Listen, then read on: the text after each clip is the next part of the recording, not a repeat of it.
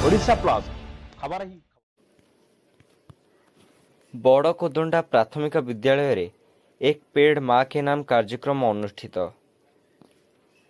भंजनगर निकटस्थ बड़कोदंडा उच्च प्राथमिक विद्यालय रे वृक्षरोपण कार्यक्रम अनुष्ठित हो जाइछि।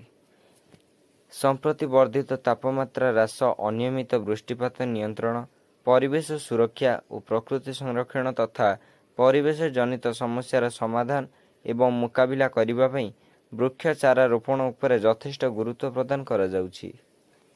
एथिपाई सारा देश रे जुलाई 1 तारिख ठारू वन महोत्सव सप्ताह पालन परिप्रेक्षी रे एक पेड़ माँ के नाम कार्यक्रम चालू रही।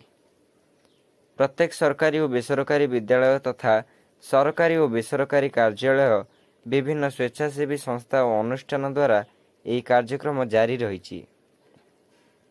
सेही क्रम आज भंजनगर गोष्ठी शिक्षाधिकारी कार्यालय अधीनस्थ बड़कोदंडा क्लस्टर अंतर्गत बड़कोदंडा प्राथमिक विद्यालय रे वन महोत्सव पालन सहित एक पेड़ माँ के नाम कार्यक्रम अनुष्ठित हो जाइछि।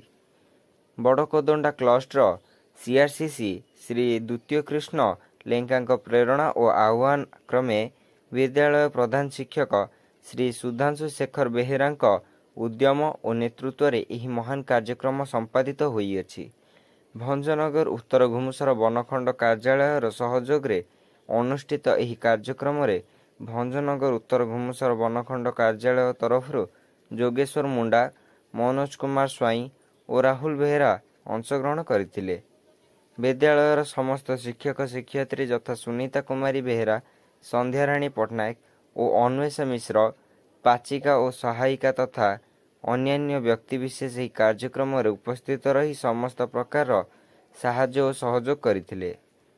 ଗଞ୍ଜାମ ଭଞ୍ଜନଗରରୁ ପ୍ରଫୁଲ୍ଲ କୁମାର ମହାରଣାଙ୍କ ରିପୋର୍ଟ, ଓଡ଼ିଶା ପ୍ଲସ୍।